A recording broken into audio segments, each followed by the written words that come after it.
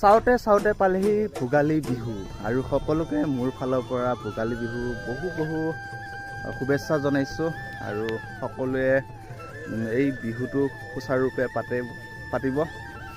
এইফালে দেখি সংগ্ৰান্থী নিৰ্মাণ কৰিছে আমাৰ গাঁৱত আৰু এইফালে ধুনীয়াকৈ এটা ভেলাঘৰ দেখিছে আৰু গেটখনৰ কাম বাকী আছে। এতিয়া ৰাইজৰ মানুহ অহা নাই, যিহেতু আমি আহিছিলোঁ কাম কৰিব, এতিয়া ইয়াত আহিছোঁ আৰু মানুহ নাই।